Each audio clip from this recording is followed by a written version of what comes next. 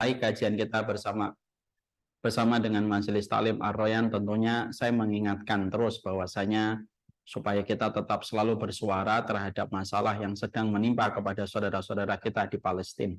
Sesungguhnya pembuktian, loyalitas, dan konsistensi kita untuk bersuara, maka jangan dianggap itu ringan, jangan dianggap itu remeh, karena bisa jadi orang yang konsisten menyampaikan kebenaran, maka itulah yang itu merupakan caranya Allah untuk memadamkan kebatilan. Marilah kita mentadaburi salah satu ayat di dalam surat Al-Isra 81. Wa qul ja'al haqqu wa zahaqal batil innal batila kana zahuqa. Sesungguhnya katakanlah telah datang kebenaran, maka musnah dan sirna kebatilan itu, karena sesungguhnya kebatilan itu lemah. Yang menarik pada ayat ini, ketika Imam Ibnu Qayyim itu berkata, kenapa Allah menerangkan pola untuk melawan kebatilan itu? Allah cukup dengan memerintahkan kita dengan satu instruksi. Katakanlah, ini loh yang benar, maka kebatilan akan musnah dan sirna. Kenapa Allah itu cuma memerintahkan polanya ketika menghadapi kebatilan dengan mengatakan, katakanlah yang benar? Kenapa Allah tidak mengatakan songsonglah, berlarilah, ataupun bawalah sesuatu untuk melawan kebatilan, tapi Allah cukup mengatakan, katakanlah yang benar. Di situ Imam Ibnu Qayyim, beliau merenungkan dan mentadaburi ayat ini, karena sesungguhnya kebatilan itu lemah sekali. Bahkan lemahnya kebatilan itu, ketika ada seseorang konsisten mengatakan yang benar, maka kebatilan pun tidak akan bisa melawan orang yang konsisten menyampaikan yang benar. Kegelapan itu tampak kuat bukan karena sejatinya kegelapan itu kuat dan dominan. Kegelapan itu ada karena tidak ada yang menyalakan pelita. Kebatilan pun sama. Kebatilan itu tampak kuat bukan karena kebatilan itu kuat, karena kebatilan tidak pernah mendapatkan pertolongan dari Allah. Tapi kebatilan itu lemah karena ditinggalkan oleh Allah, tidak dibantu oleh Allah, tidak diberikan kekuatan oleh Allah. Tapi kenapa kebatilan itu tampaknya kuat? Karena absennya orang untuk menyuarakan yang benar. Inilah yang menjadikan kita selalu speak up dan selalu bersuara tentang apa yang menimpa kepada saudara-saudara kita di Palestina. Hari ini BBC, NBC, setiap kanal-kanal berita yang dimiliki oleh Yahudi, laknatullah alaihim, mulai kewalahan, mulai kebingungan, mereka menghadapi suara-suara yang terus muncul di berbagai penjuru dunia ketika menyuarakan tentang apa yang sebenarnya terjadi di Palestina. Satu video yang kita suarakan, satu caption yang kita goreskan dan kita tuliskan, bisa jadi disitulah ada 1-2 nyawa yang tertolong ketika kita menyuarakan terus dan terus konsisten speak up kepada masyarakat dunia tentang sebenarnya karakternya orang Yahudi ketika mereka tidak memiliki belas kasih di dalam hati dan jiwa mereka. Marilah kita mengambil bagian konsisten untuk menyuarakan terhadap apa yang sedang menimpa kepada saudara kita, karena saya yakin suara kita merupakan suara yang apabila dikumpulkan dari seluruh suara di penjuru dunia, pada hakikatnya kebatilan itu akan musnah dan sirna. Allah mensifati pada surat Al-Isra 81, yaitu adalah innal batila kana zahuqa. Sesungguhnya kebatilan itu lemah. Zahuk itu sesuatu yang tidak mengakar pada tanah dan begitu mudah untuk dicabut dan diserabut. Itulah kebatilan. Ketika kita paham kebatilan selemah itu, maka pastikan kita termasuk orang yang konsisten menyuarakan apa yang terjadi di Palestina dengan apa yang sebenarnya terjadi. Kebenaran harus diungkap, kebenaran harus disampaikan, supaya masyarakat dunia yang masih memiliki hati, mereka paham bahwasanya di dalam membantu Palestina adalah menyuarakan, itu sudah sangat berarti bagi kehidupan kita, membantu perjuangan di masyarakat Palestina. Semoga Allah kuatkan saudara-saudara kita di sana, dan semoga Allah berikan perlindungan dan Allah berikan kesabaran tiada tara pada kehidupan masyarakat dan saudara-saudara luar biasa kita yang ada di tanah Syam, terkhusus di tanah Palestina. Amin insyaallah. Mari kita mulai kajian kita. Bismillahirrahmanirrahim. Assalamualaikum warahmatullahi wabarakatuh. Innal hamdalillah wassalatu wassalamu ala Rasulillah wa alihi wa sahbihi wa man tabi'ahum bi ihsan ila yaumil qiyamah. Kepada saudara-saudara kami yang ada di Majelis Taklim Ar-Royan yang semoga Allah rahmati dan semoga Allah berkahi, kepada seluruh penuntut ilmu yang hari ini tersebar di berbagai macam tempat dan lokasi yang semoga kita senantiasa terhubung hatinya, dan semoga kita tidak menikmati narasi permusuhan dan pertikaian ketika kita menghadapi musuh besar yang hari ini sedang melumat saudara-saudara kita di Palestina. Palestina itu lembar pelajaran yang luar biasa, dan Palestina itu lembar mata kuliah yang memberikan kepada kita banyak faedah. Pengajianmu dan pengajianku tidaklah bermusuhan, karena musuh kita itu sama, adalah Zionis.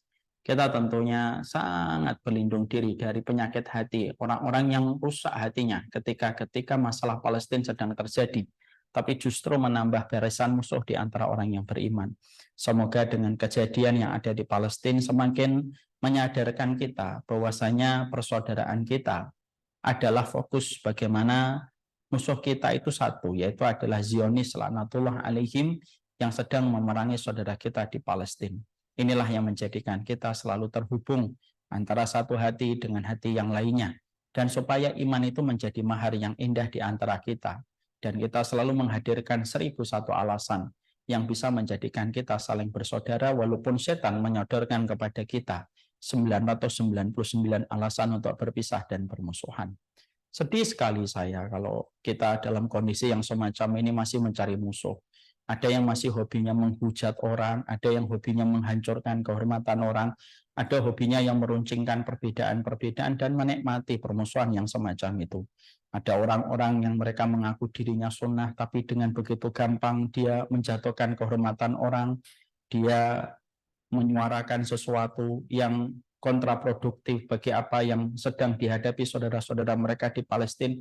Itu sesuatu yang membuat kita sadar.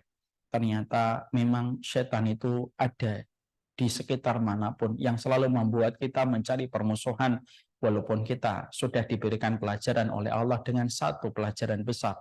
Zionis itu adalah musuh kita yang sedang membunuh dan menyakiti saudara-saudara kita di Palestina. Semoga Allah senantiasa menjadikan hati kita bersaudara. Kalaupun kita menjumpai satu dua perbedaan dalam masalah ijtihad, dalam masalah fikih yang kita melihatnya dari sudut pandang yang berbeda, sudahlah, jangan nyikapin saudara kita dengan pertikaian dan permusuhan sebagaimana menyikapi kekafiran dan kesyirikan dengan saudara kita. Hari ini banyak orang yang menyikapi masalah-masalah yang sifatnya ijtihadiyah itu menyikapinya kayak menyikapi masalah kekafiran dan kesyirikan. Dan itulah musibah yang ada pada kehidupan hari ini. Semoga kita, dimanapun kita berada hari ini, mampu menyikapi secara proporsional segala pertikaian dan segala perbedaan-perbedaan kita dengan saudara-saudara kita, lalu tetap menyuarakan kebersamaan dengan hati yang sama, dengan hati yang satu. Bahwasanya, sekali lagi, fokuslah kepada musuh yang besar, yaitu adalah Zionis. Ketika hari ini mereka mencengkeram dunia, mampu membungkam dunia, mampu memperlihatkan kesombongan mereka untuk membunuh saudara-saudara kita di Palestina, dibantu dengan leluasa oleh Amerika, dibantu leluasa oleh Amerika, oleh Inggris, oleh Italia, oleh Perancis, seakan-akan mereka yang paling berat di atas muka bumi ini. Dan itu yang harusnya menjadi sorotan kita dan menjadi spotlight kita, bahwasanya inilah yang menimpa kepada saudara kita di Palestina. Kalau dalam kondisi semacam ini kita masih sibuk bertengkar, sibuk menyalahkan, debat di Facebook, malulah kamu jadi seorang muslim. Alhamdulillah, tentunya kita senantiasa bersyukur kepada Allah atas seluruh nikmat yang Allah berikan kepada kita, dan kita harapkan semoga ilmu yang kita peroleh membawa keberkahan kita, keberkahan dari cara kita menilai sesuatu, dari cara kita berakhlak, dari cara kita bermuamalah kepada guru kita, bermuamalah kepada teman kita, dan bermuamalah kepada orang tua kita di dalam kita mendapatkan ilmu. Berapa banyak orang hari ini mereka belajar tetapi tidak mendapatkan keberkahan. Muamalah dia kepada guru sangatlah buruk sekali. Bermuamalah dia kepada setiap perbedaan sangat tercela sekali. Dan bermuamalah dia kepada orang tua dan keluarga besarnya itu nilainya rapot merah ketika dia tidak memperlihatkan kebaikan dari agama yang dia pelajari. Inilah yang kita khawatirkan, bahwasanya kita hanyalah mempelajari ilmu, lalu hanya meruncingkan masalah-masalah fikihnya.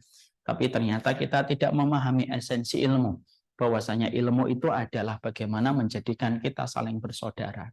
Semakin kita banyak hidupnya di dunia, semakin banyak ubannya kita, Semakin malu kalau kita itu semakin banyak memusuhi orang.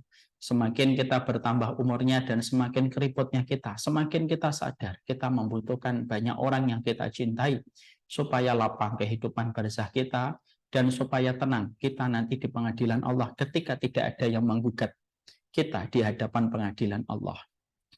Sekali lagi, semoga ilmu yang kita pelajari membawa keberkahan dari seluruh akhlak kita dan attitude kita sebagai seorang penuntut ilmu. Kepada Allah kita bersyukur dan kepada Allah kita menggantungkan segala urusan kehidupan kita. Seluruh para penuntut ilmu di majelis taklim, majelis Ar-Royan yang semoga Allah rahmati. Kita tentunya paham bahwasanya salah satu goal besar pada kehidupan kita, salah satu goal besar dalam kehidupan kita adalah bagaimana kita itu dapat dicintai oleh Allah. Siapapun mereka yang telah menemukan goals-nya pada kehidupan itu akan tenang, karena mencari Allah itu menenangkan. Ketika seseorang manusia belum menemukan goals ataupun tujuan pada hidupnya, maka dia akan kebingungan. Dia akan terus mencari kepuasan demi kepuasan kalau dia tidak mengerti goals dia pada kehidupan itu simpel dan sederhana. Cari ridhonya Allah. Maka setiap orang yang telah menemukan goals-nya, bahwasanya hidupnya itu sederhana sekali dan simpel. Bagaimana pada kehidupan yang Allah berikan jatahnya pada kehidupan kita. Goals-nya itu adalah kita diridhoi sama Allah, dirahmati sama Allah. Maka tentunya segala apapun yang dilakukan itu menjadi rapi, terstruktur, segalanya mengarah kepada apa yang bisa kita harapkan untuk mendapatkan ridhonya Allah. Menikah untuk mendapatkan ridhonya Allah, punya anak untuk mendapatkan ridhonya Allah, bekerja untuk mendapatkan ridhonya Allah, bermuamalah untuk mendapatkan ridhonya Allah. Dan akhirnya orang yang telah menemukan goals-nya, lalu merapikan perjalanan hidupnya, itulah orang-orang yang mereka beruntung kelak dalam kehidupan di akhirat. Karena goals yang tepat dengan kurikulum dan realisasi yang tepat, maka menjadikan seseorang itu mendapatkan rahmat.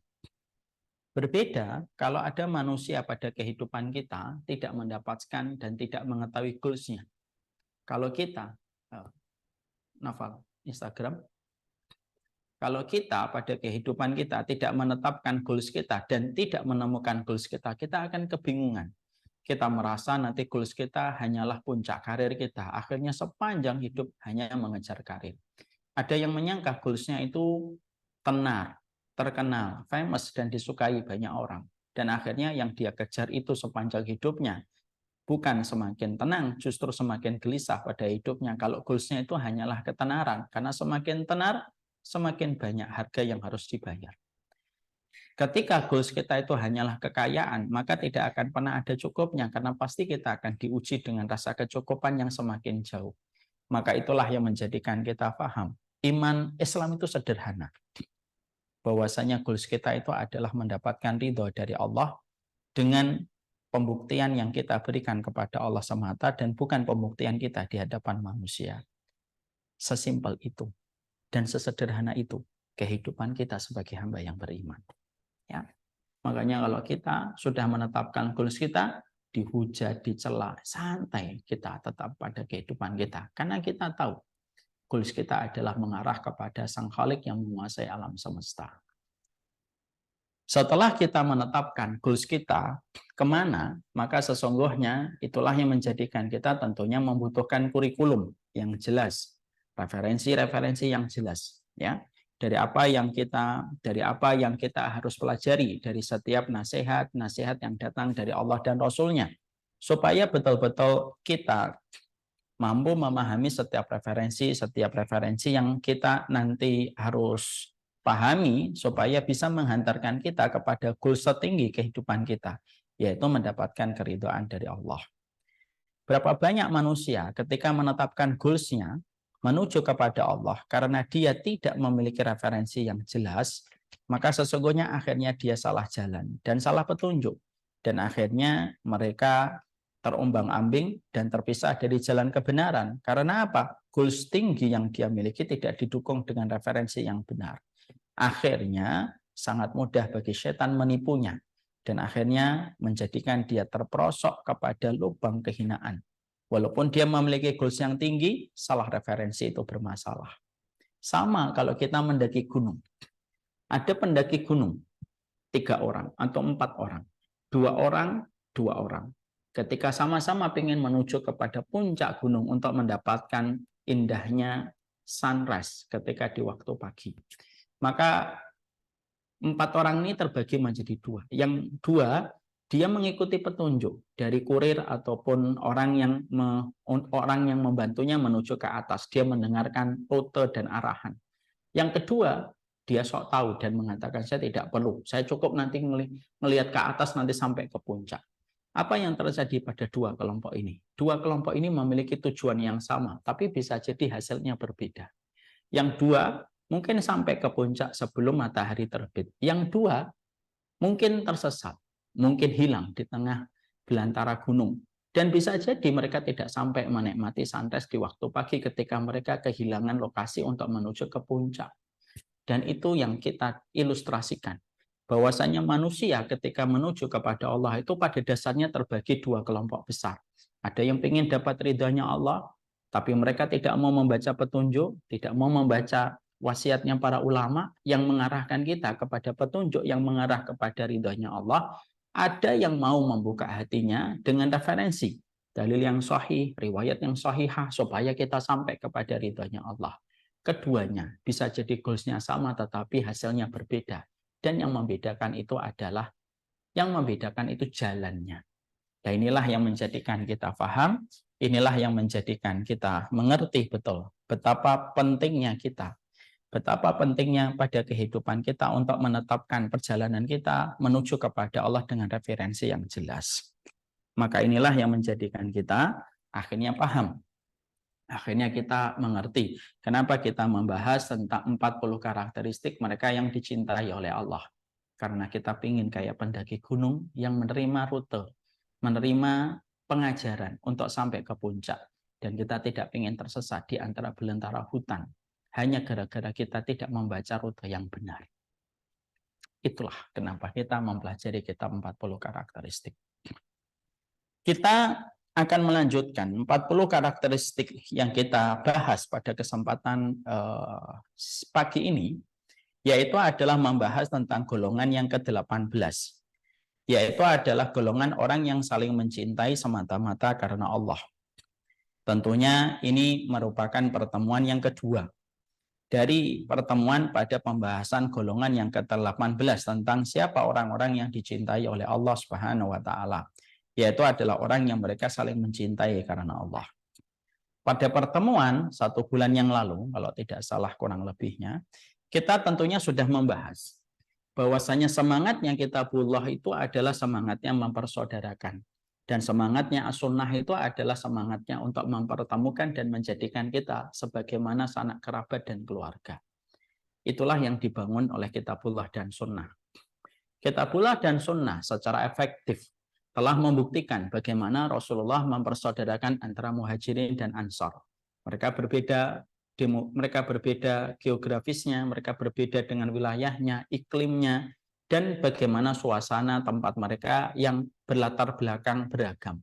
Makkah itu merupakan latar belakang masyarakat pedagang di mana mereka banyak sekali mendapatkan tamu dari luar wilayah Makkah, berbeda dengan kota Madinah. Maka mayoritas penduduknya adalah petani dan sesungguhnya mereka tidak banyak kedatangan tamu dari luar wilayah mereka. Tapi Islam itu mempertemukan mereka, mempersaudarakan mereka, dan menjadikan kekuatan yang besar. Allah memberikan kemenangan demi kemenangan. Kapan? Kalau ketika antara muhajirin dan ansor sudah berjumpa dan sudah bersaudara. Akhirnya perang Badar dimenangkan, perang Uhud seri, perang Khandaq menang, sampai terjadinya Fathu Mekah. Dan kalau kita teliti dan detail melihat bagaimana kemenangan demi kemenangan diraih sama kaum muslimin, Allah memberikan anugerah kemenangan demi kemenangan.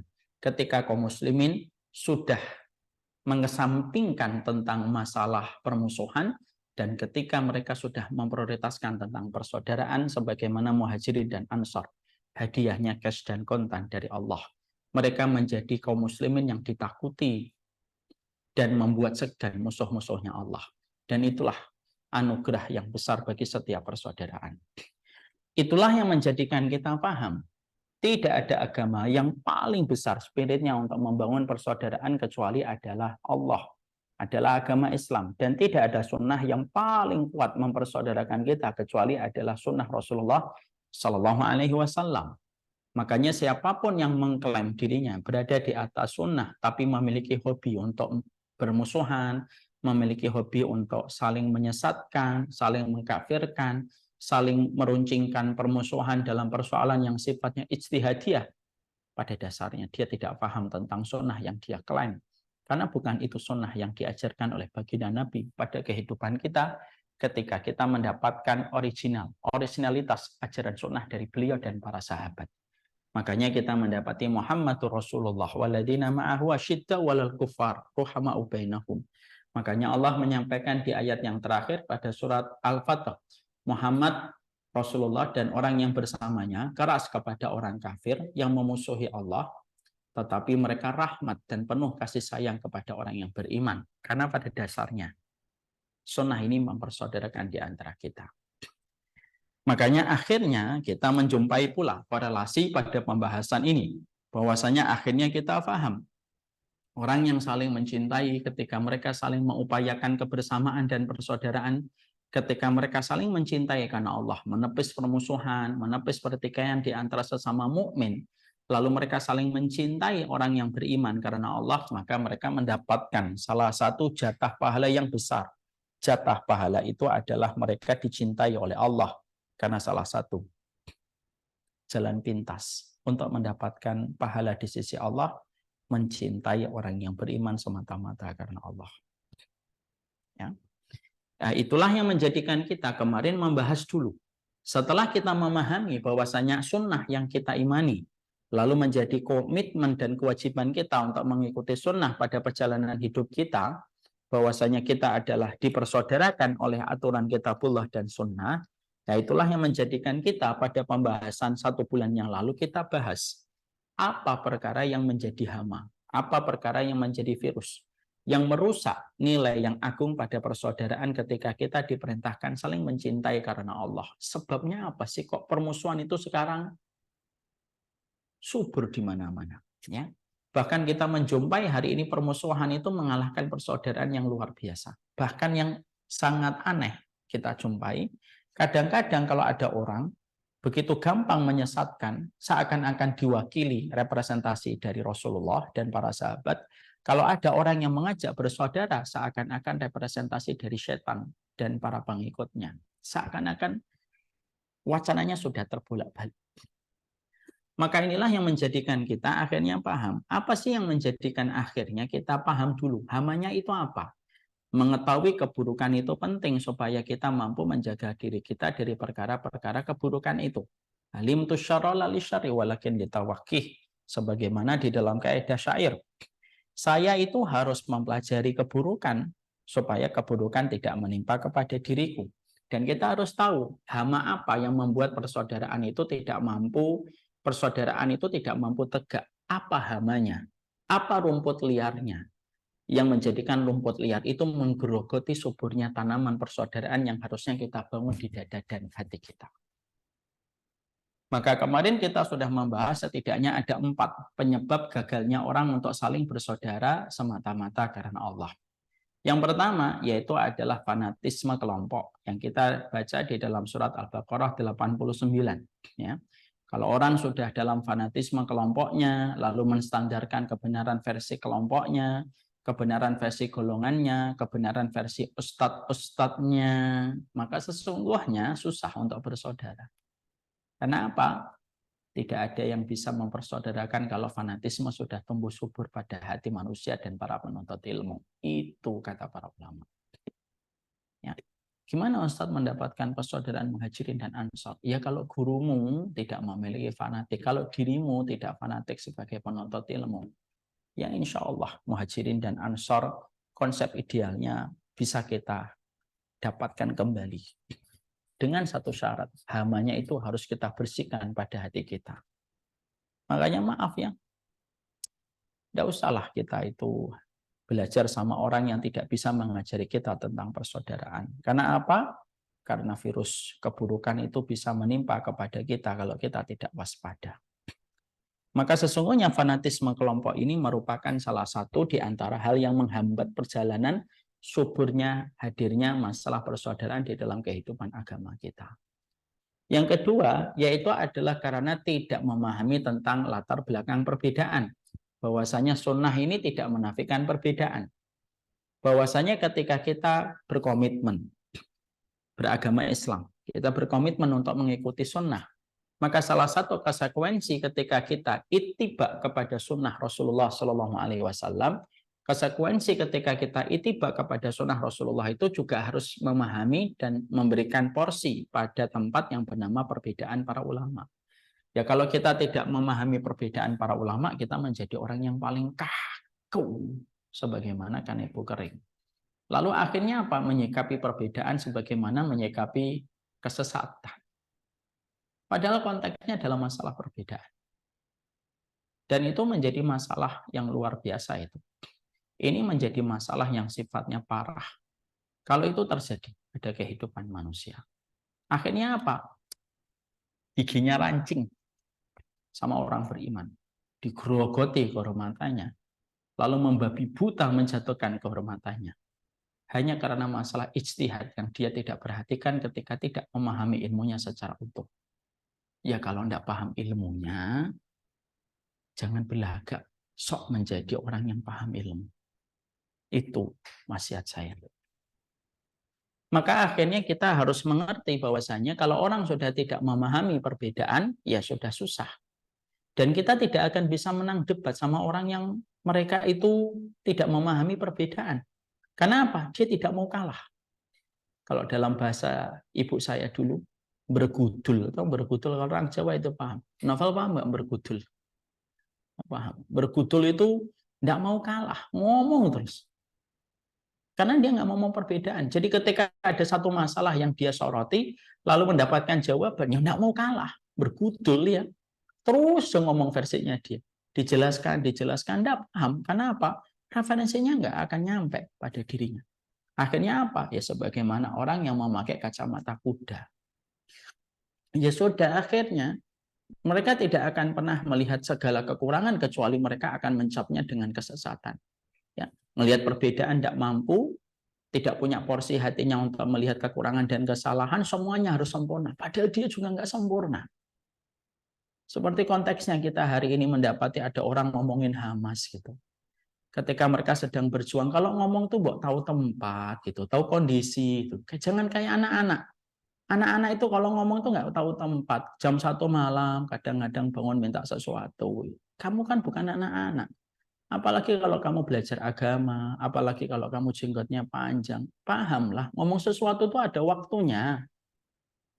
Ketika saudara-saudara kita sedang menghadapi masalah berat dan mereka sedang berjuang dan berjibaku tentang apa yang sedang mereka perjuangkan, jangan ikut-ikutan bicara tentang sesuatu yang sifatnya itu masih bisa diundur dan kapan kita mengucapkannya.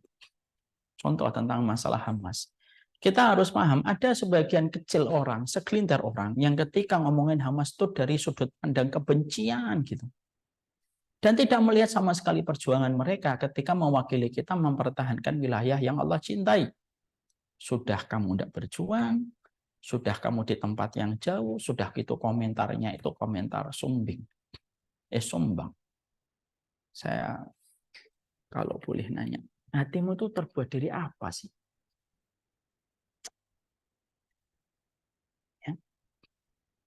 Ada saudara-saudara yang, bukan saudara, ada orang-orang yang mereka itu ngomong tentang saudara-saudara kita di Palestina itu dengan suara yang negatif ketika mengomentari tentang masalah Hamas. Dikulitin itu masalah Hamas gitu. Seakan-akan tidak ada kebaikan sama sekali yang dilakukan oleh Hamas gitu. Lalu menyalahkan ketika mereka mengadakan perang pada tanggal 7 Oktober. Kita harus paham ya. Coba dicek dulu kenapa Hamas itu melakukan serangan pada tanggal 7 Oktober. Di situ kita mendapati ada salah satu sumber berita yang dipercaya yang mengatakan bahwasanya sebenarnya itu peristiwanya cukup panjang, tidak terjadi pada tanggal 7-nya. Jadi sebelum tanggal 7, maka sesungguhnya orang Yahudi, Zionis, Israel, laknatullah alaihi, mereka itu memiliki perayaan yang sudah mereka adakan secara besar-besaran 13 hari. Yang ini tidak terpublish di media. Mereka masuk ke Masjidil Aqsa, orang muslimnya diusir, ditutup, lalu mereka mengadakan perayaan-perayaan, salah satunya naful buk, yaitu meniupkan trompet dari tanduknya binatang. Itu biasanya ditiupkan oleh orang Israel, anatullah alaihim, ketika mereka merasa mengklaim sudah menguasai satu wilayah. Dan itu ditiupkan di Masjidil Aqsa. Mereka masuk ratusan. Dan mereka akan merayakan puncaknya perayaan mereka tanggal 8 Oktober. Menjadi tanda dimulainya pembangunan Haikal Sulaiman. Dan itu terjadi pada waktu di bulan Oktober. Makanya akhirnya Hamas ketika sudah memberikan warning, sudah memberikan message dan pesan supaya kesucian Masjidil Aqsa itu dijaga, tetapi tidak digubris sama pihak Zionis Israel, laknatullah alaihim. Dan itu sudah ditunggu berhari-hari, tidak ada respon dari pihak Zionis Israel. Maka itulah yang dilakukan pada tanggal 7 Oktober tersebut. Dan kita harus paham pada tanggal 7 Oktober yang paling banyak membunuh orang-orang Israel yang ada di festival musik bukan Hamasnya, tetapi karena kecerobohan pasukan Israel sendiri ketika membombardir orang yang berlari di jalanan, dan justru yang membunuh warga Israel itu ya masyarakat Israel sendiri, yaitu tentara Israel sendiri. Hal-hal semacam inilah yang kita harus paham. Supaya akhirnya ketika kita menyikapi saudara kita, maka kita tentunya harus bijak gitu. Supaya akhirnya kita bijak di dalam menyikapi saudara kita, supaya jangan sampai orang muslim tidak selamat dari lisan saya dan lisan kamu, tapi orang Yahudi malah selamat dari lisan saya dan lisan kamu. Itu tidak boleh. Kalau kayak gitu, apa bedanya dengan kalangan Khawarij? Orang Khawarij itu ditanya oleh Nabi, gimana sifatnya orang Khawarij ya Rasulullah? Yaqtuluna ahlal qiblah wa yad'una ahlal awsan. Ahlul qiblah, orang Khawarij itu adalah mereka terus membiarkan penyembah berhala yang terus membunuh dan memusuhi kaum muslimin, tapi ironisnya mereka justru memerangi kaum muslimin dengan lisan mereka, dengan sikap mereka. Na'udzubillah min dzalik. Yang ketiga yang menjadikan akhirnya kita memahami susahnya menegakkan persaudaraan tumbuh subur di hati dan dada sebagian besar kaum muslimin, karena ada yang tersusupi dengan virus Khawarij yang gampang menyesatkan dan gampang mengkafirkan. Dan yang keempat tentunya karena mereka memaksumkan kelompoknya dan menganggap kelompoknya tidak ada kesalahan. Itu sudah kita bahas panjang lebar. Sekarang mari kita bahas bagaimana sekarang ketika kita akhirnya saling mencintai karena Allah. Ketika kita memahami bahwasanya saling mencintai karena Allah itu adalah sebuah perkara yang besar, tentunya yang penting kita harus paham mencintai karena Allah itu ada sebuah komitmen, ada sebuah kewajiban, dan tentunya ada sebuah konsekuensi yang harus kita berikan. Karena apa? Mencintai seseorang, mencintai kaum muslimin karena Allah, itu bukan amalan dohir tetapi amalan hati, amalan tersembunyi di dalam dada seseorang. Dan amalan itu besar sekali dampaknya pada kehidupan kita dan posisi kita di hadapan Allah. Makanya saya pernah menyampaikan satu materi ya, yaitu shortcut to jannah. Jalan pintas ke surga itu salah satunya mencintai orang yang beriman. Ya, makanya kalau seseorang sudah semakin tua, umurnya sudah 40 tahun, sudah 50 tahun, ayolah kita bangun. Sikap hidup kita itu simpel dan sederhana. Memperbanyak teman. Dan bukan memperbanyak musuh di antara barisan orang yang beriman kepada Allah dan Rasul-Nya. Itu yang kita harus bangun. Ya. Jadi inilah yang menjadikan kita paham kenapa sikap hidup kita, kalau kita sudah melewati angka 40 tahun, gitu semakin tua, ya sudahlah, jangan memperbanyak musuh. Lapang-lapanglah hatinya pada urusan kita dan datangkanlah keselamatan urusan kaum muslimin pada hati kita. Karena apa? Karena kita mendekati lubang kubur dan memperbanyak musuh itu merugikan kita dan merugikan kita pada kematian kita dan menyusahkan kita nanti di pengadilan Allah ketika kita banyak memusuhi orang. Lah itulah yang menjadikan kita memahami betul gitu. Ini harus menjadi sebuah sikap hidup. Ini terpenting. Sebelum kita bahas tentang apa kewajibannya, komitmennya, dan konsekuensi apa yang harus kita berikan, maka kita harus menyadarkan bahwasanya sikap hidup kita dalam kehidupan mencari ilmu, dalam kehidupan bertetangga, sikap hidup kita itu simpel. Carilah sebanyak-banyaknya teman dan sahabat yang bisa membantu kita dalam kehidupan, mendoakan kita dalam kematian kita, dan tidak menjadi musuh kita nanti di pengadilan Allah. Ini harus menjadi sikap hidup, karena sikap hidup itu pilihan kita. Ada orang yang mereka itu sikap hidupnya ketika menjalani kehidupan, mereka tidak memiliki sikap hidup untuk bersaudara. Sehingga akhirnya segala sesuatu dipermasalahkan, segala sesuatu itu dijadikan pertikaian. Kalau kita tidak memiliki sikap hidup, komitmen kita untuk memiliki sikap hati untuk saling mencintai karena Allah, dan kita memiliki sikap hidup untuk memperbanyak saudara kita, maka kalau kita tidak memiliki sikap hidup semacam itu, saya khawatir sekali. Kita itu akan menjadi orang yang gampang untuk mempersoalkan masalah kecil ketika kita tidak pernah melewati seleksi pada pilihan sikap hidup kita untuk senantiasa menambah saudara. Sering nggak kita jumpai orang semakin tua itu semakin malah berantakan ketika banyak musuhin orang. Banyak nggak kita jumpai ada orang tua, sudah mulai batuk-batuk, jalan sudah mulai gemetar, tapi ternyata Masya Allah, sikapnya itu malah justru menikmati pertikaian dengan sesama saudara muslim. Na'udzubillahi min dzalik, ya Allah, semoga saya tidak musyrikin. Maka inilah yang menjadikan kita, sikap hidup kita itu harus kita mulai. Saya harus memperbanyak saudara saya dari kalangan kaum muslimin. Walaupun saudara-saudara saya dari kalangan kaum muslimin bukan berarti mereka semuanya harus sama dengan saya dalam setiap hal. Karena terkadang kita menjumpai perbedaan. Ya iyalah, tidak usah saudara-saudara kita di luar rumah. Wong sama istri kita, sama suami kita aja kita pasti menjumpai perbedaan-perbedaan. Kita itu pasti menjumpai perbedaan-perbedaan di dalam kehidupan rumah tangga kita. Padahal bersama dengan istri kita yang menikah sudah 10 tahun, 20 tahun saja kita masih menemukan perbedaan.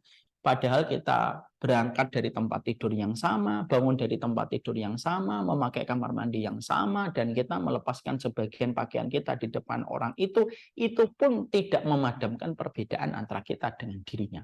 Lu apalagi dengan orang di luar. Makanya akhirnya Pak lebih bijak ketika melihat perbedaan. Kenapa? Sikap hidup saya itu mencintai orang yang beriman. Sikap hidup saya itu tidak memperturutkan emosi. Dan sikap hidup saya itu tidak memperturutkan bahwasanya saya harus didengar dan pendapat saya paling benar. Itu bukan sikap hidup orang yang beriman. Makanya sikap hidup itu harus dimiliki.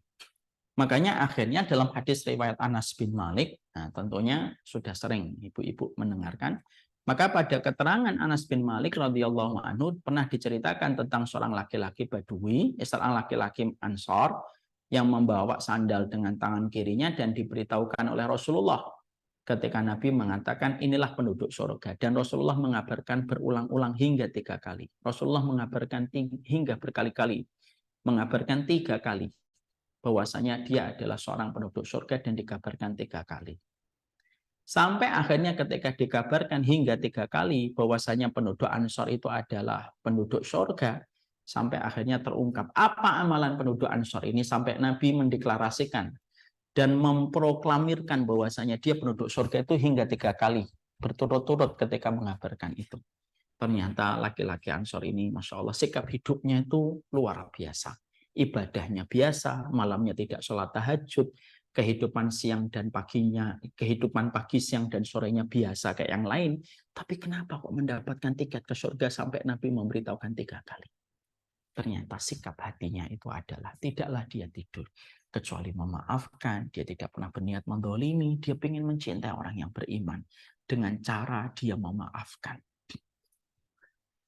Maka Masya Allah, sikap hatinya untuk terus berkomitmen bersaudara, memaafkan kesalahan, memaafkan kezaliman yang dilakukan orang kepadanya, itu yang menjadikan Allah memberikan kepadanya surga dan sampai nabinya memberitahukan berulang-ulang hingga 3 kali. Karena bersihnya hati dia kepada orang yang beriman. Nah inilah yang menjadikan kita akhirnya paham. Inilah yang menjadikan kita mengerti. Kita harus mulai dengan sebuah sikap hidup. Jadi sikap hidup kita itu apa sih sebenarnya dalam hidup kita? Cari musuh atau cari teman? Ini penting ya, karena terkadang pada kehidupan kita yang terus berjalan, kita itu tidak sadar bahwasanya kita belum memilih sikap hidup kita itu apa gitu. Saya dan keluarga saya selalu saya sampaikan, bahkan kepada anak-anak kami pun saya sampaikan, sikap hidup kita tidak nyari musuh ya nak. Tapi kalau ada orang yang memusuhi kita, ya kita sampaikan. Apa yang dia permasalahkan, ya kita jawab. Tapi kita tidak pernah nyari musuh. Saya bilang begitu. Ini sikap hati supaya anak saya itu bertumbuh kembang dalam suasana cinta dan tidak dalam suasana saling membenci. Ya, walaupun dia tetap kita ajari pendapat-pendapat yang paling kuat. Contoh simpel, maaf ya, maaf sekali saya cerita tentang masalah keluarga.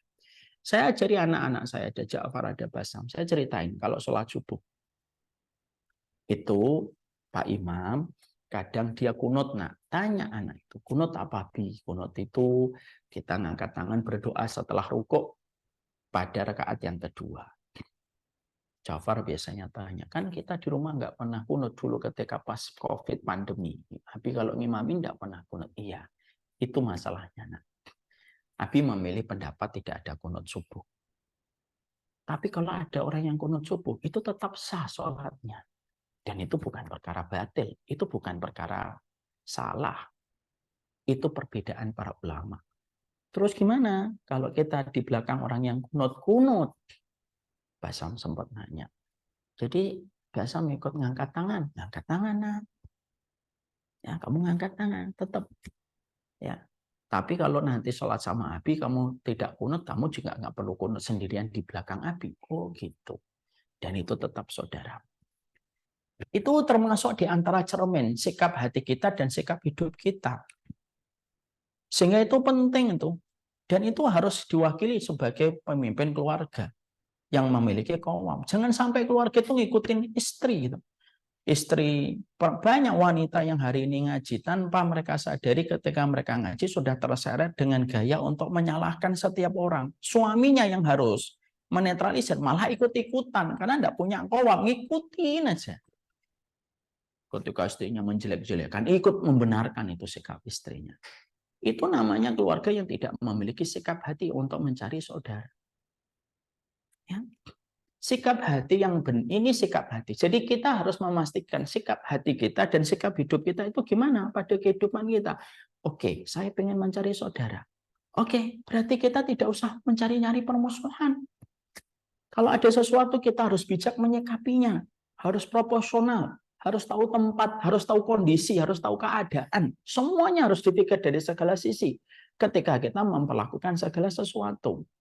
Harus dengan cara yang baik, jangan tidak boleh dengan cara yang kasar. Itu kan semuanya harus diperhatikan. Karena apa? Berangkat dari titik tolak. Dari sikap hati bahwasanya kita ingin menjadi pengikutnya Nabi yang menebarkan kecintaan kepada sesama orang yang beriman. Ketika kita beriman kepada Rob yang sama, mengikuti Nabi yang sama, sholatnya yang sama, mengikuti sunnah yang sama. Jangan hanya karena satu sedikit perbedaan gesekan lalu kita bermusuhan. Ada tidak semacam itu? Ada dan banyak. Dalam banyak hal mereka sama, tapi hanya satu masalah yang berbeda. Menyikapinya kayak menyikapi tentang kesesatan senyata-nyatanya gitu. Padahal titik tolaknya dari istihad dan pandangan yang berbeda, dari pandangan ulama yang berbeda memandang masalah yang mereka ributkan. Ya, enggak gitu. Ya. Marilah kita memahami tentang perintahnya Allah ketika Allah menyampaikan dalam bentuk khobar, dalam bentuk kabar, tapi di dalamnya mengandung sebuah perintah. Innamal mu'minuna ikhwah. Bahwasanya seorang mukmin pada dasarnya adalah mereka semuanya saling bersaudara. Dan tidak usah kita batasi arti mukmin itu menurut versi kita. Oh, yang satu ngaji dengan kita itu baru mukmin, yang bukan ngaji satu kita itu tidak mukmin. Sejak kapan para ulama salah punya tafsir sesempit itu dan selicik itu? Ya.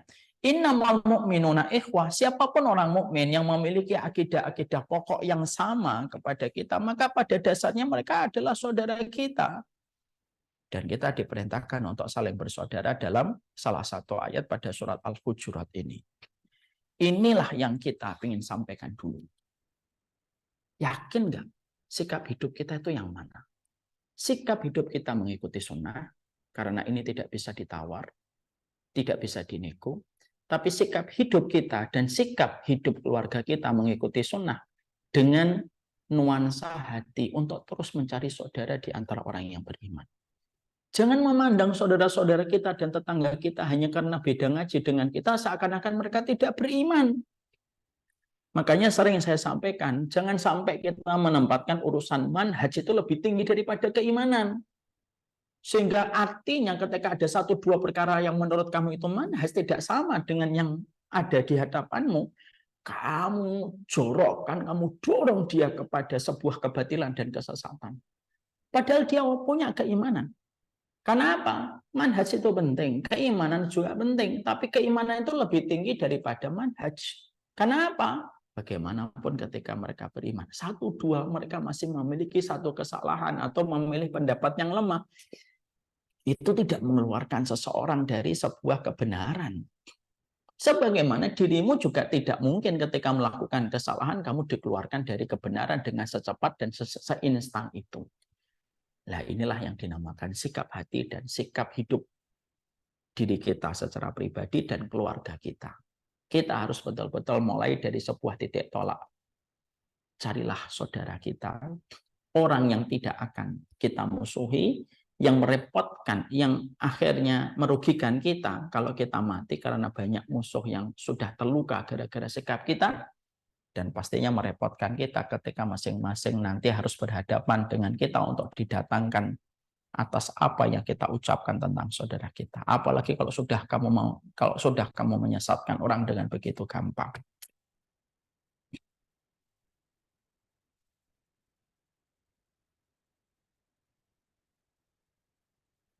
Bapak dan Ibu sadar tidak?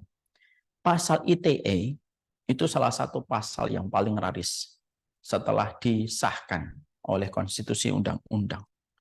Pasal itu banyak sekali meminta korban, orang yang akhirnya dijebloskan ke penjara. Pasal ITE itu.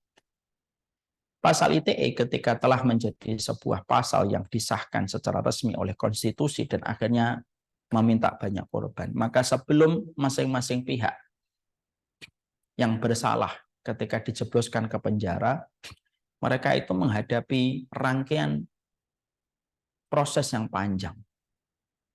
Dari penyelidikan, dari masalah pemeriksaan, dari saksi sampai akhirnya menjadi tersangka.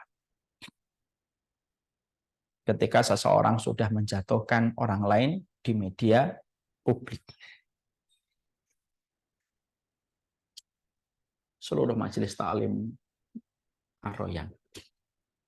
Pernah nggak kita berpikir, kalau pasal ITE saja, orang yang terkena masalah dan yang diterapkan adalah undang-undang pasal ITE, itu kita semuanya sepakat melelahkan, meletihkan, melewati pemeriksaan satu persatu ketika seseorang itu sudah menjatuhkan nama seseorang di media umum, lalu orang itu tidak terima ketika dijatuhkan dan menggugat balik. Itu baru di pengadilan manusia.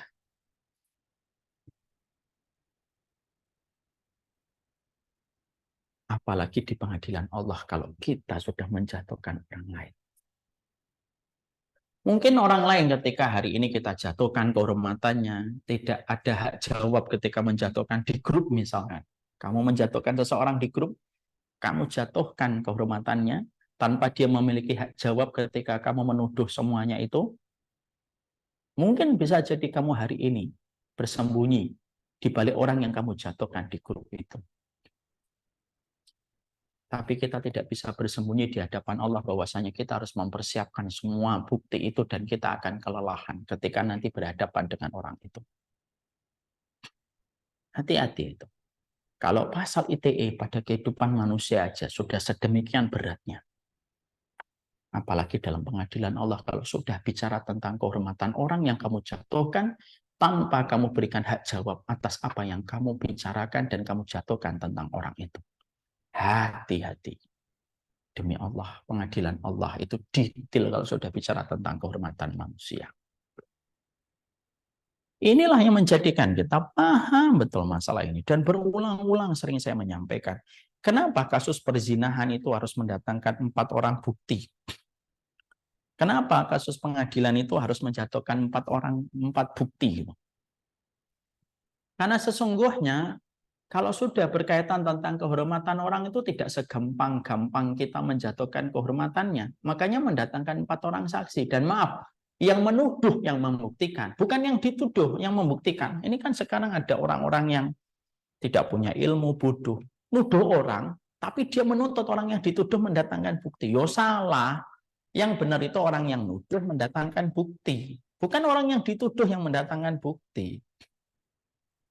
Ya, kalaulah orang ketika kita tuduh dia melakukan perzinahan, saksinya itu 4, padahal maaf, tentang hilal yang menjadi tanda masuknya Ramadan cuma butuh 1 saksi.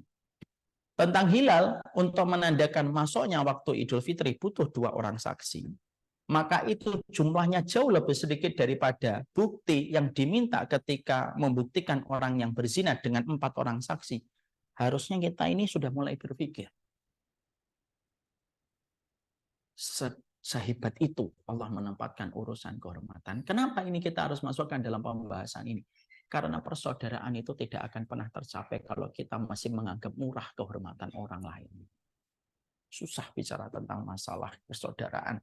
Mencintai karena Allah, tapi kamu menjatuhkan kehormatannya. Itu omong kosong. Kalau ada orang ngomong, saya mencintai antum karena Allah, tapi setelah itu kamu jatuhkan kehormatan. Bohong itu namanya. Itu yang kita harus paham dan harus kita mengerti dengan baik. Supaya setiap orang itu memahami betul. Inilah yang harus kita lewati pada proses yang berikutnya. Setelah kita memahami hama, bahwasanya apa yang menyebabkan susahnya persaudaraan itu terwujud pada kehidupan manusia, maka proses berikutnya adalah memastikan sikap hidup kita itu apa. Apakah hidup kita adalah nyari musuh, atau sikap hidup kita itu mencari saudara.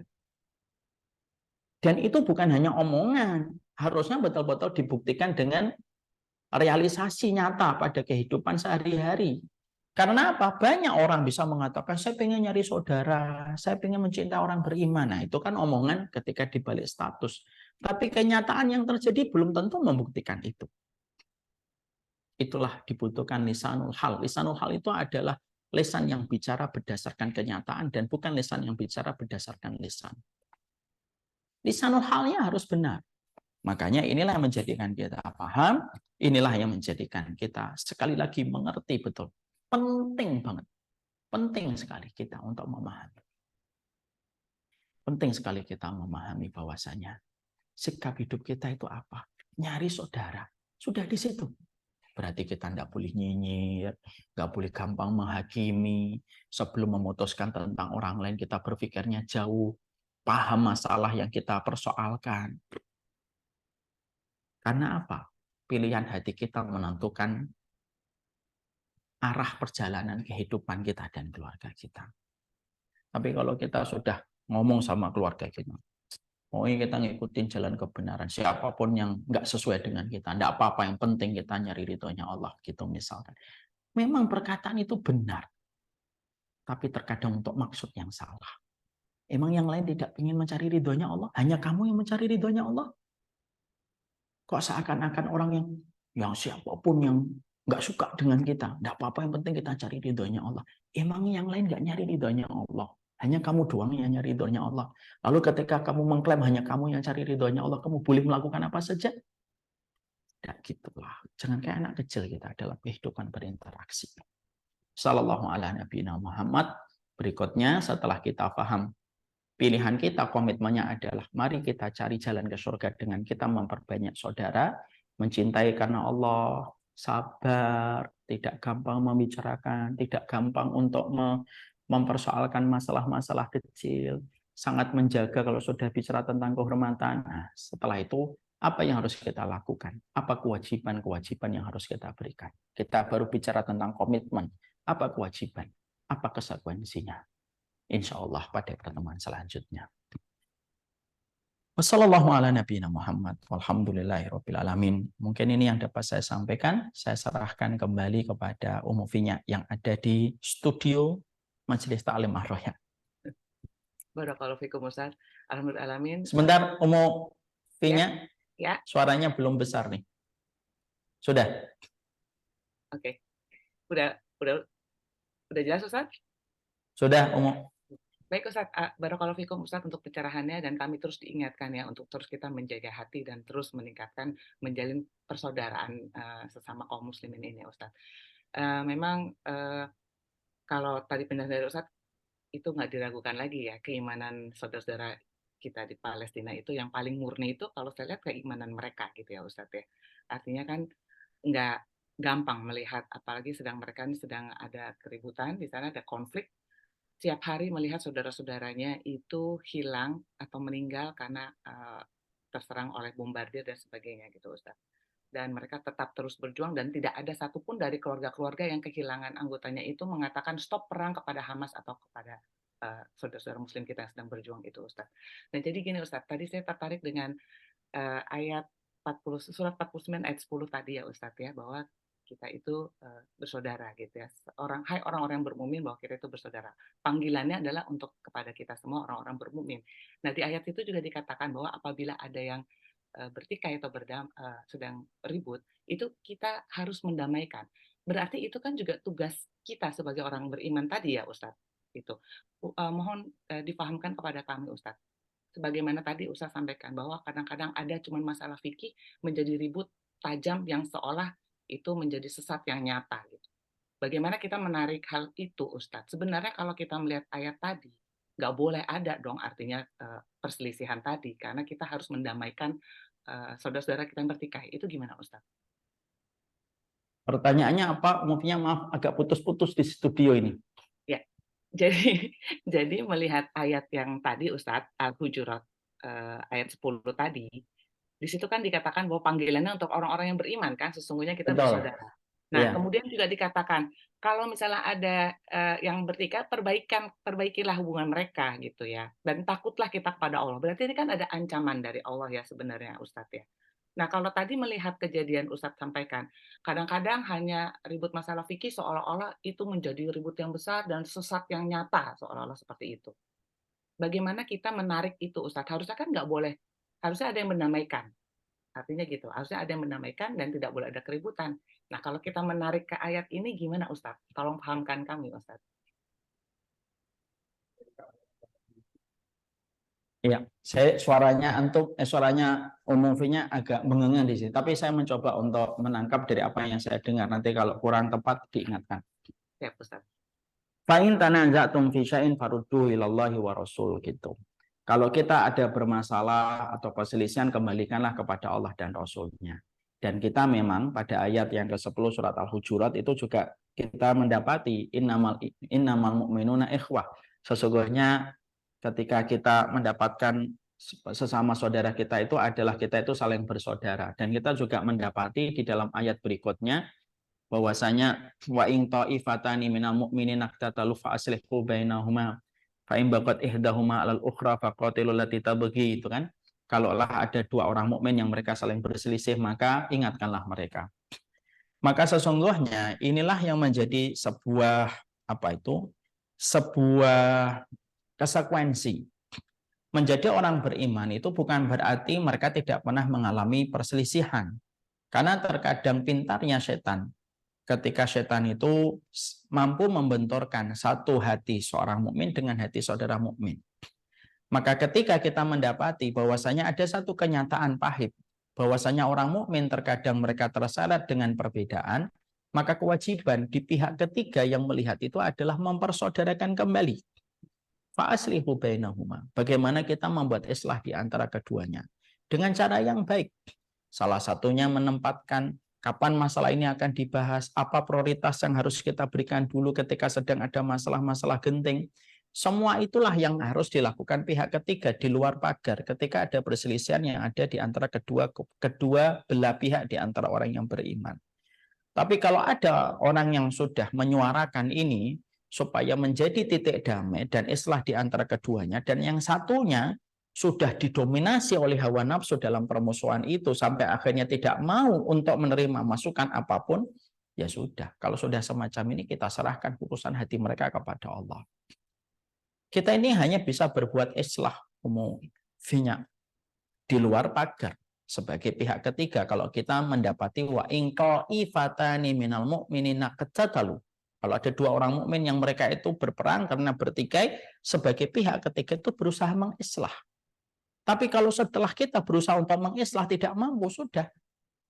Oh ternyata saya tahu, oh ternyata pihak itu yang tidak mau berdamai. Pihak itu yang keras hatinya, kasar hatinya. Setidaknya kita tahu siapa yang benar walaupun kita tidak terseret pada masalah yang ada. Mari kita contoh Sa'ad bin Abi Waqqas. Ketika beliau menyikapi pertikaian yang terjadi antara sahabat Ali dan sahabat Muawiyah. Sa'ad bin Abi Waqqas itu seorang komandan besar. Karir militernya beliau itu sangat diperhitungkan kalau dia sampai berpihak. Kalau dia berpihak kepada salah satu dari kedua kubu antara sahabat Ali radhiyallahu anhu dan sahabat Muawiyah radhiyallahu anhu yang kedua-duanya kita saling mencintai. Kalau sampai berpihak itu sangat menguntungkan pihak yang dimana Sa'ad bin Abi Waqqas bergabung. Tapi Sa'ad bin Abi Waqqas itu memperlihatkan contoh yang luar biasa. Beliau tidak berpihak kepada Ali dan tidak berpihak kepada sahabat Muawiyah. Beliau memilih titik yang ketiga untuk berusaha mengislah di antara keduanya dan tidak bergabung kepada salah satunya. Makanya Sa'ad bin Abi Waqqas ketika memilih posisi itu, maka Sa'ad bin Abi Waqqas itu bermimpi. Dalam mimpinya itu diceritakan dalam satu riwayat yang sahih. Dalam mimpinya beliau naik ke atas langit berjumpa dengan pamannya Muhammad Sallallahu Alaihi Wasallam dan berjumpa dengan Nabi Ibrahim yang saat itu Rasulullah sedang ngobrol dengan Nabi Ibrahim. Lalu Nabi Ibrahim berkata kepada sahabat kepada Muhammad cicitnya, ya Muhammad, kenapa umatmu tidak mengambil pendapatnya Sa'ad bin Abi Waqqas pamanmu? Nah, ini pertanyaan yang disampaikan Ibrahim. Yang saat itu dijawab senyuman oleh Rasulullah Shallallahu Alaihi Wasallam dan bangunlah Sa'ad bin Abi Waqqas dari tidurnya itu. Nah, disitulah beliau semakin mantap bahwasanya pendapat itulah yang lebih benar untuk beliau. Nah, disitulah kita akhirnya paham. Tapi sahabat Sa'ad tidak bisa menghentikan peperangan yang ada yang terjadi antara sahabat Ali dengan sahabat Muawiyah radhiyallahu anhu. Dan kita tentunya paham sebagai pihak umatnya Rasulullah menyikapi fitnah yang pernah terjadi antara para sahabat, maka tidak ada sebuah ayat yang paling tepat kecuali kita membaca tilka ummatun qad khalat laha ma kasabat walakum ma kasabtum. Itulah umat yang sudah lalu. Bagi mereka apa yang mereka kerjakan, bagi kita apa yang kita lakukan. Tapi kita tidak bisa memaksa kondisi kalau memang sudah diusahakan, diikhtiarkan, tapi ternyata tidak mencapai titik perdamaian. Maka kita tidak menambah amunisi untuk bergabung kepada salah satunya, dan lebih baik kita mematahkan pedang kita, mematahkan lisan kita kalau sudah berhadapan dengan sesama muslim. Itulah kondisi yang paling benar ketika kita berada pada fitnah yang terjadi di antara pertikaian saudara-saudara muslim. Patahkan gigi meruncingmu supaya kamu tidak bengis kepada sesama orang beriman salah satunya. Patahkan pedangmu, patahkan panahmu supaya pedang dan panah kita tidak membunuh seorang muslim. Itu yang penting. Korelasinya pas, movingnya? Iya, Masya Allah, Alhamdulillah. Iya, saya dapat poinnya Ustadz. Barakallahu fikum Ustadz. Baik Ustadz, ini belum ada pertanyaan lain, tapi saya kembalikan ke Utifara. Mungkin ada diskusi atau pertanyaan yang akan disampaikan. Tafadhol Utifara. Ya, Utivinya, jazakillah khair. Ya, Assalamualaikum warahmatullahi wabarakatuh, Ustadz. Waalaikumsalam warahmatullahi wabarakatuh, Farah. Ya, Ustadz, ini ada satu pertanyaan yang direct message. Izin membacakan nih ya, Ustadz. Silakan, Om. Ya, Assalamualaikum, Ustadz. Bila seorang terjerat kasus pinjol dengan melakukan penagihan yang disebar-sebar di seluruh kontak-kontak di HP dengan ditambah-tambah, serta diberi gambar-gambar akun porno, yang ditagih tidak kenal sama sekali dengan yang melakukan penagihan. Nah, yang demikian apakah nanti akan mendapatkan pengadilan dari Allah? Kalau dia yang meminjam pinjol itu sudah tahu kasus itu sering terjadi umum dan tetap mengambil pinjol itu dengan konsekuensi dia akhirnya tidak bisa membayar, ya dia terkena dosa juga. Nah, sebenarnya saya tanya Ummu Farah. Ummu Farah tahu nggak kalau kasus pinjol ketika ada nasabah tidak bisa membayar, yang diseret-seret itu apa? Yang diseret-seret adalah seluruh kontak yang ada di pihak customer ketika tidak mau membayar. Itu kan sudah menjadi rahasia umum. Ya atau tidak Ummu Farah? Iya, betul, Ustaz. Ya. Kalau itu sudah menjadi rahasia umum dan orang yang meminjam itu sudah tahu itu akan ada konsekuensi itu nanti kalau tidak bisa membayar, tapi dia mencoba menepisnya dan menganggap saya insya Allah bayar. Tapi ternyata pada saat momentumnya dia tidak bisa bayar, lalu akhirnya semua yang ada di kontaknya terkena akibatnya, dia ikut bertanggung jawab karena dia sudah tahu konsekuensi itu sebelum mengambil pinjol. Dan sebenarnya dia pun tahu gimana kejamnya pinjol ketika mereka saling memperlakukan nasabahnya semacam itu dan sudah terlalu masif berita dan informasi tentang itu. Dan inilah yang kita khawatirkan. Mari kita berdoa semoga setiap pemilik regulasi di negeri kita yang tercinta, dari para pemimpin yang kita doakan keberkahan mereka, semoga mereka memberikan tanda tangan dengan regulasi dan undang-undang yang jelas supaya tidak menjadikan sistem pinjol ini marak di kehidupan masyarakat kita. Semoga para pemimpin kita diberikan kekuatan lewat tanda tangan yang mereka telurkan untuk bisa bermanfaat bagi kepentingan bagi warga negara kita. Pinjol ini sudah banyak meminta korban, bukan hanya muslim, non-muslim pun banyak sudah menjadi korban. Mari kita berikan doa kita yang mustajab untuk para pemimpin kita supaya masalah ini segera mampu diselesaikan. Karena para pemimpin kita, mereka memiliki kekuatan dan memiliki posisi sangat strategis yang tidak dimiliki oleh kita. Kita doakan semoga pemerintah dan seluruh jajarannya paham tentang kondisi yang mengenaskan dan mengkhawatirkan ini. Belum pinjol, belum game online, belum judi online gitu ya. Maaf ya, judi online yang sudah sangat mengkhawatirkan. Semoga kita berharap ada orang-orang yang diberikan oleh Allah kekuatan untuk khawatir tentang masalah ini dan menemukan solusinya secara konstitusi menurut undang-undang yang ada di negara kita. Wallahu a'lam bishawab. Ya Ustadz, syukuran Ustadz. Ya, pertanyaan berikutnya Ustadz. Bismillah, izin bertanya, bila dalam satu grup WA umum, ada pihak yang suka melarang jangan ikut kajian Ustadz X misalnya gitu. Karena Ustadz ini menurut ustazah saya, beliau ini subhat. Nah, apakah kita boleh meninggalkan grup silaturahmi ini? Karena sepemahaman saya, Ustadz yang mereka katakan ini tidak seperti itu. Nah, apakah ini termasuk memutuskan ukhuwah, Ustadz? Tidak memutuskan silatul ukhuwah. Karena kita tahu mana prioritas kita dalam kehidupan. Saya pun kalau ikut dalam satu grup, lalu di dalam grup tersebut menjatuhkan kehormatan orang yang saya kenal dan saya tahu, saya tidak akan bertahan di grup itu. Kenapa? Termasuk loyalitas itu adalah tidak memperkenankan orang yang kita tahu secara personal untuk dijatuhkan kehormatannya. Sebagaimana sederhana, kita pun juga nggak mau kalau kita dijatuhkan lalu orang itu tidak memberikan empati ketika kita dijatuhkan. Itu bukan memutuskan tali silaturahmi.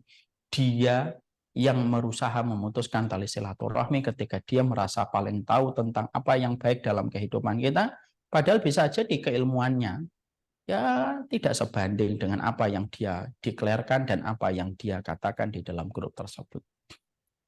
Bukan memutuskan silaturahmi. Kalau orang sudah berusaha, kalau orang sudah mendeklar bagaimana dia memutuskan tali silatul ukhuwah dengan orang lain.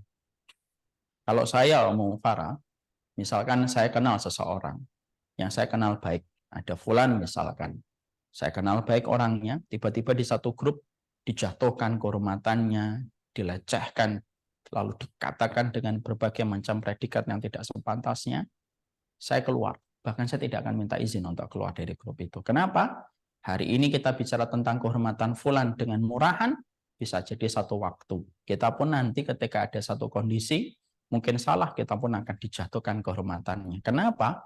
Orang kalau sudah terbiasa menjatuhkan kehormatan, hanya tinggal menunggu waktu dan menunggu jari, kita pun akan dijatuhkan kehormatannya. Kita ingatkan orang yang suka menjatuhkan kehormatan itu. Kamu akan mempersulit dirimu di hadapan Allah ketika kamu di pengadilan Allah. Apalagi kalau hanya masalah tuduhan itu tidak bisa dibuktikan. Apalagi ketika masalah tuduhan itu dalam persoalan-persoalan yang masih menjadi perkara ijtihadiyah. Perkara yang masih bisa dirundingkan dan masih bisa untuk didialogkan dengan cara yang baik. Nah, itu lebih parah lagi kalau itu. Wallahu a'lam bishawab. Ya Ustadz, jazakallah khair Ustadz.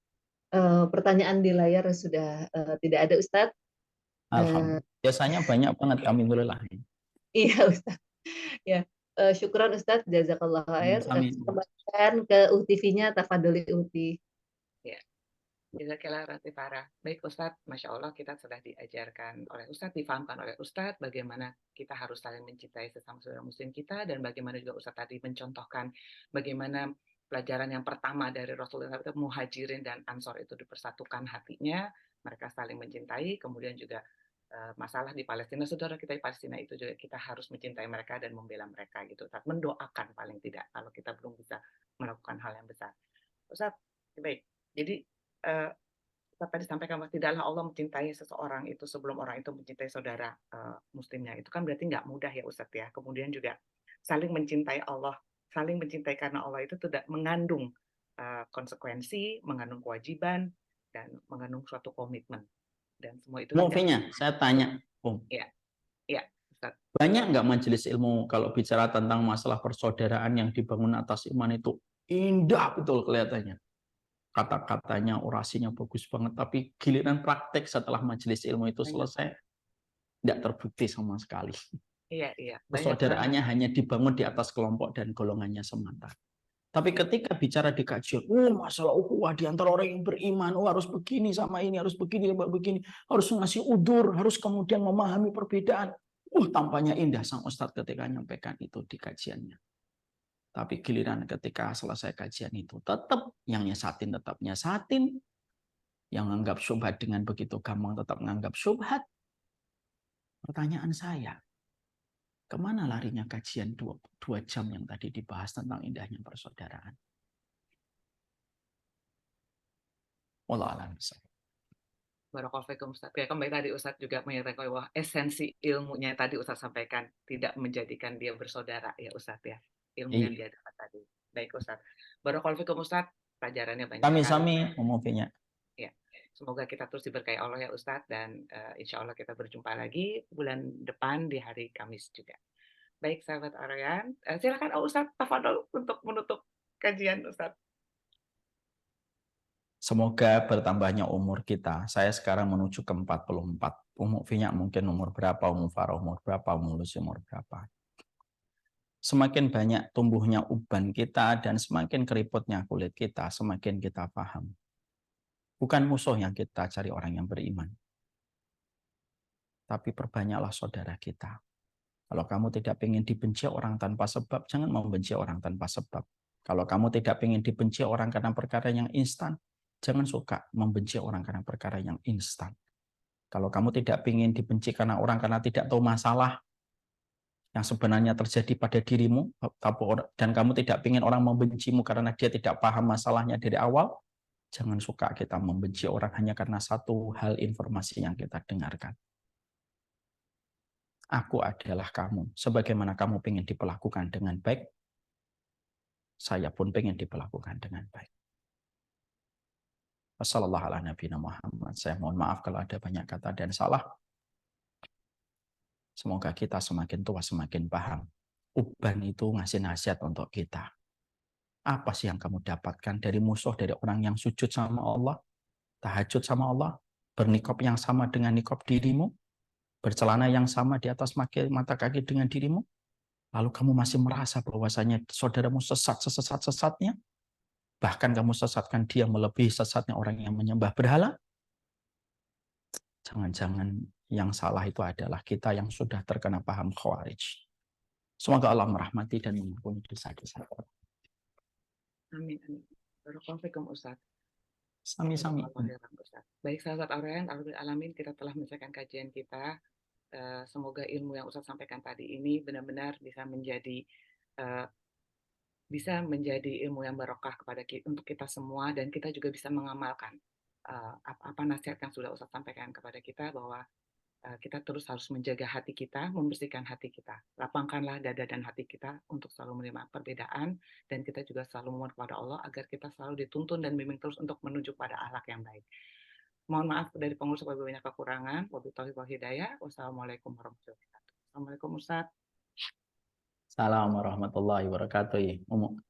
Ya, barakallahu Ustaz, untuk tim Ustaz juga Syamila series webinar. Assalamualaikum warahmatullahi wabarakatuh. Assalamualaikum warahmatullahi wabarakatuh.